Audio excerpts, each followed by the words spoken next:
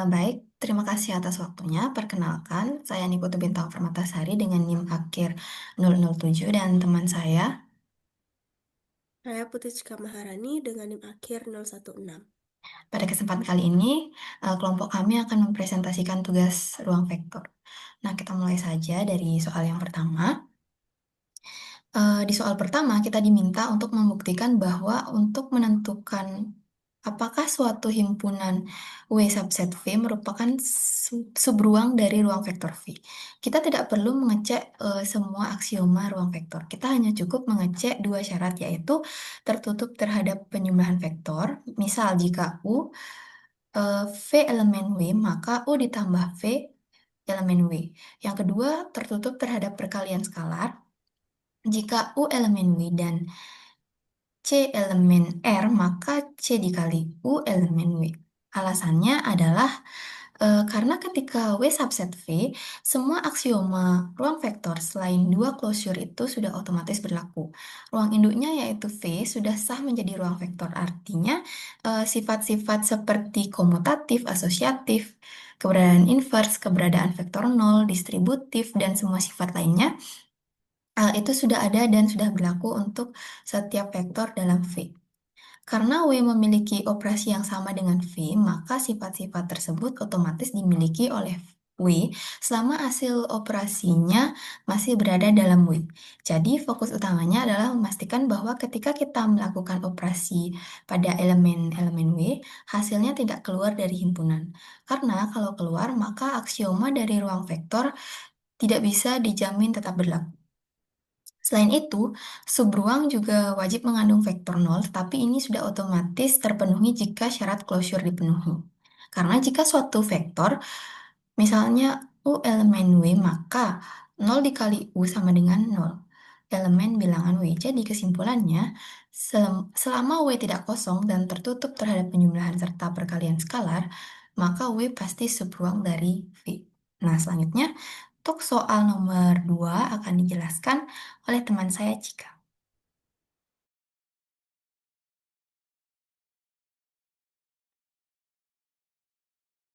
Baik, pada soal kedua, kita membuktikan bahwa sebuah garis di ruang R3 akan menjadi subruang hanya jika garis tersebut melalui titik asal.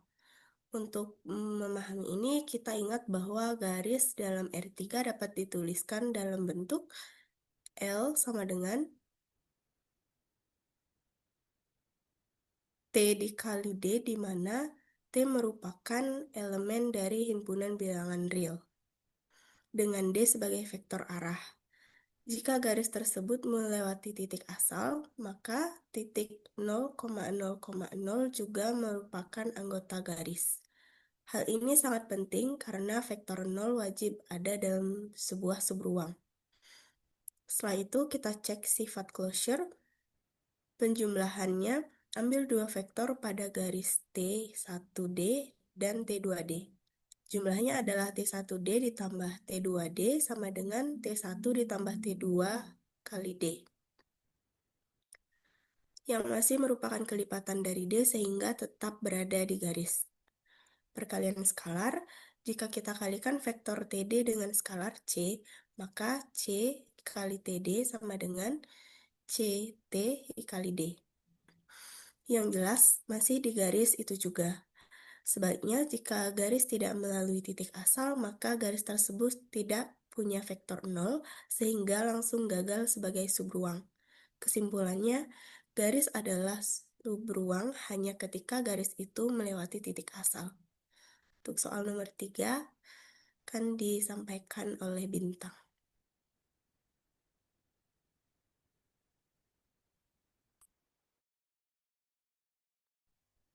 Untuk soal nomor 3, mengapa sebuah bidang yang melalui titik asal di R3 memiliki persamaan AX ditambah BY ditambah CZ sama dengan 0? Nah, yang pertama karena persamaan umum sebuah bidang di R3 didefinisikan oleh vektor normal, yaitu N sama dengan A, B, C, yaitu vektor yang tegak lurus di bidang tersebut dan sebuah titik P0 dengan X0, Y0, Z0 yang terletak pada bidang tersebut. Nah, setiap vektor yang terbaring di bidang tersebut dapat direpresentasikan sebagai V sama dengan X dikurangi X0, Y dikurangi Y0, dan Z dikurangi Z0 untuk titik lain P, X, Y, Z. Di bidang harus tegak lurus dengan N. Nah, syarat dari tegak lurusnya itu adalah dot produk dari N dan V adalah 0, di mana N adalah A, B, dan C, dan V adalah X min X0, Y min Y0, dan Z min Z0. Nah, itu kita dot produk kan atau dikalikan. Maka hasilnya di ruas kiri akan menjadi AX ditambah BY ditambah CZ. Dan di ruas kanan adalah AX0 ditambah BY0 dan CZ0. Nah, konstanta pada ruas kanan ini, konstanta yang sering disebut D. Jadi, persamaan umum bidangnya itu adalah AX ditambah BY ditambah CZ sama dengan D. Nah, jika bidang tersebut melalui titik asal, berarti titik nol ada di bidang tersebut. Kita bisa gunakan titik ini sebagai P0 atau X0 di koma Y0, koma Z0, maka konstanta D menjadi D sama dengan A dikali nol ditambah B kali nol ditambah C kali nol sama dengan nol. Nah, oleh karena itu, persamaan untuk bidang yang melalui titik asal haruslah AX ditambah BY ditambah CZ sama dengan nol. Nah, yang kedua, apakah bidang tersebut merupakan subruang dari R3? Nah, kita misalkan saja, W adalah himpunan semua vektor X, Y, Z yang memenuhi AX ditambah BY tambah CZ sama dengan nol. Yang pertama, kita cek terhadap closure tertutup terhadap penjumlahan. Di sini diberikan U sama dengan X1, Y1, dan Z1, serta V adalah X2, Y2, dan Z2 dari W. Kemudian dari sini kita dapat dua persamaan yaitu AX1 ditambah BY1 ditambah CZ1 sama dengan nol. Lalu AX2 tambah BY2 tambah CZ2 sama dengan nol. Kemudian kita jumlahkan, maka hasilnya akan ke persamaan itu sendiri, di mana hasilnya adalah masing-masing nol. Ketika nol ditambah nol, maka hasilnya nol. Jadi, U ditambah V adalah elemen dari W. Kemudian tertutup terhadap perkalian skalar. U-nya adalah X1, Y1, Z1 dari W skalar K. Nah, di sini ada persamaan, satu persamaan yaitu AX1 ditambah BY1 ditambah CZ1 sama dengan nol. Kemudian untuk K dikali U atau skalarnya dikali U akan menghasilkan K dikali persamaan itu. Kita tahu persamaan itu hasilnya adalah nol, maka K dikali nol. Jadi, KU elemen W. Karena closure terpenuhi, bidang yang melalui titik asal adalah subruang dari R3. Selanjutnya soal nomor 4 akan dijelaskan oleh teman saya. Baik, selanjutnya untuk soal nomor 4, kami diminta untuk membuat sebuah himpunan yang terdiri dari tiga vektor di R3 dan membuktikan bahwa ketiga vektor tersebut adalah linear independen. Kemudian mengecek apakah himpunannya menjadi spanning set dan apakah himpunan semua kombinasi linearnya membentuk subruang. Untuk mempermudah pembuktian, kami memilih himpunan vektor yang paling sederhana dan paling umum digunakan di R3, yaitu basis standar.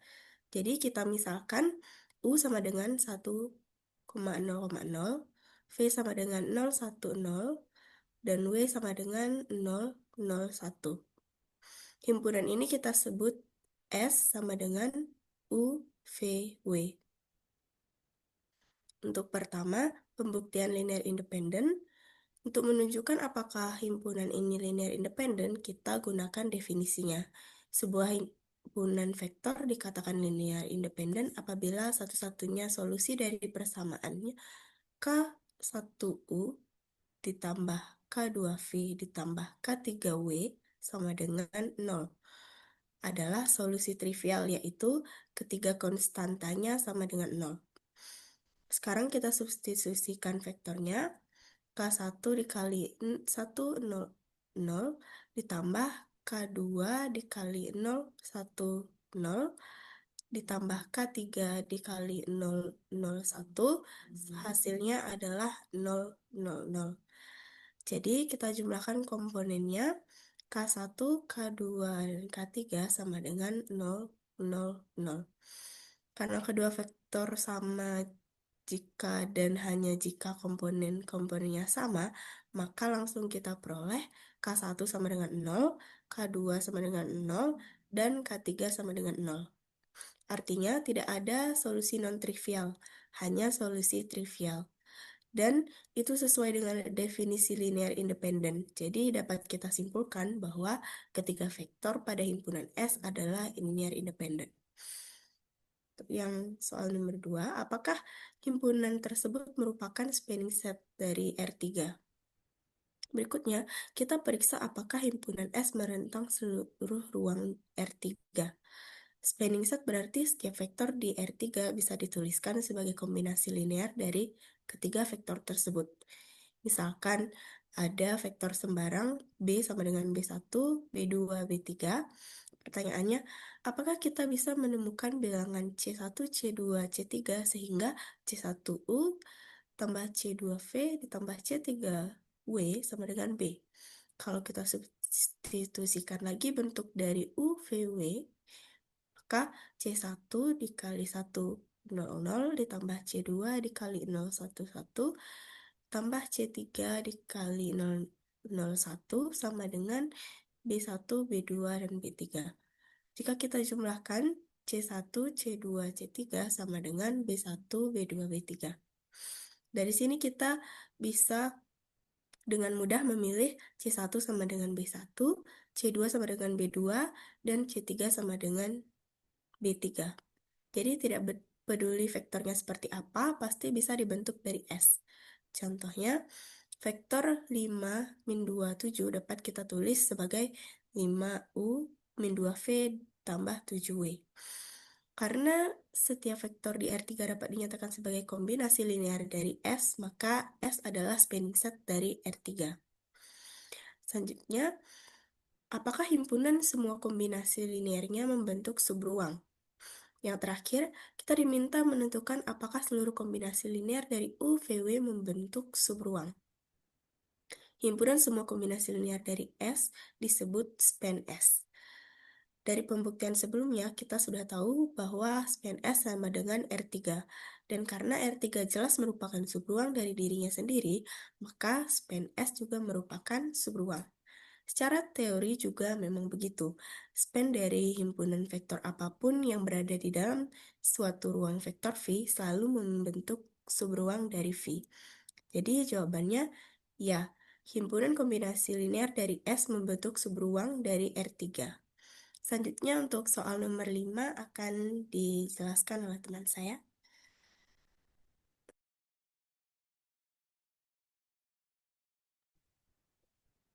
Dari soal kelima, kita diminta untuk memberikan contoh himpunan vektor yang tidak linear independen atau yang linear dependen dan membuktikan dengan cara menunjukkan bahwa persamaan kombinasi linearnya punya solusi non-trivial. Untuk contoh, kita memilih tiga vektor berikut, yaitu U sama dengan 1,1,0, V sama dengan 0,1,1, dan W 1,2,1. Alasan kita memilih tiga vektor ini karena W sebenarnya merupakan hasil dari penjumlahan dua vektor sebelumnya, yaitu W sama dengan U tambah V. Karena salah satu vektor bisa diperoleh dengan kombinasi dari dua vektor lainnya, maka himpunan ini pasti tidak linear independen. Tapi kita tentu juga harus membuktikan secara formal. Nah, kita bentuk kombinasi linearnya yaitu K1U ditambah K2V ditambah K3W sama dengan 0 memiliki tak hingga banyaknya solusi. Lalu kita kalikan akan menghasilkan tiga persamaan. Persamaan pertama, dari persamaan pertama kita bisa mendapatkan K1 sama dengan negatif K3. Dari persamaan kedua, kita bisa mendapat K1 ditambah K2 ditambah 2K3 sama dengan 0. Dari persamaan ketiga, kita bisa mendapat K2 ditambah K3 sama dengan 0. Lalu untuk K2-nya adalah negatif K3. Substitusi persamaan satu dan ketiga ke persamaan 2, yaitu akan mendapatkan hasil 0 sama dengan 0. Hal ini menunjukkan bahwa sistem ini memiliki variabel bebas. Variabel K3 itu tidak terikat ke nilai-nilai tertentu. Kemudian untuk representasi solusi dalam bentuk parametriknya adalah misalkan K3 itu adalah T. Dari persamaan satu K1 itu kan negatif K3, berarti eh, dia adalah negatif T. Kemudian dari persamaan ketiga, kedua itu adalah negatif ketiga. Maka eh, kalau dimisalkan dengan T, dia adalah negatif T. Jadi solusi umumnya adalah K1, K2, K3 sama dengan min T, dan T. Untuk T elemen bilangan real, karena T bisa bernilai apapun. Misal T-nya adalah 1, kemudian T-nya juga bisa negatif 5,3. Maka ada maka ada tak hingga banyaknya solusi. Contohnya, solusi non-trivial selain 0,0,0 adalah jika T-nya sama dengan 1. Solusinya adalah min 1, min 1, min 1, 1. Kita bisa mengecek adalah dengan cara min 1 kali U ditambah min 1 kali V ditambah 1 kali W. Maka kita akan mendapatkan hasil min 1, min 1, 0. Lalu kita tambahkan dengan 0, maaf, lalu kita kurangkan dengan 0 kurang 1 kurang 1 ditambah 1,2,1. Di sini tanda negatif tapi tidak terlihat di slide. Lalu hasilnya adalah 0,0,0. Kemudian untuk soal nomor 6 akan dijelaskan oleh teman saya Cika.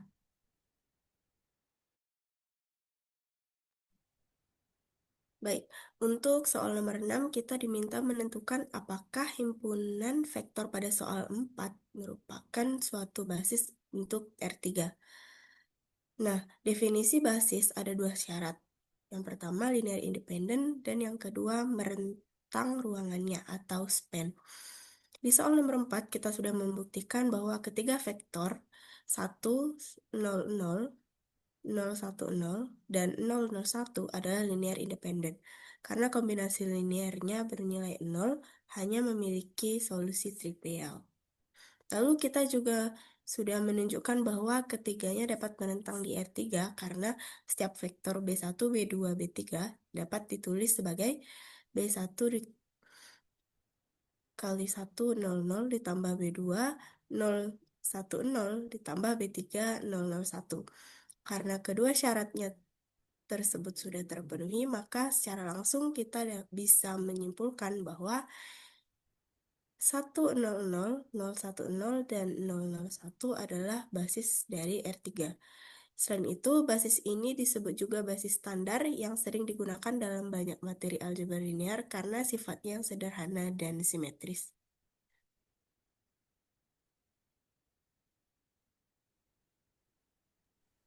Baik, demikian presentasi dari kelompok kami. Kami mohon maaf apabila ada kesalahan dalam penjelasan kami dan dalam penyampaian kami juga serta jawaban-jawaban kami.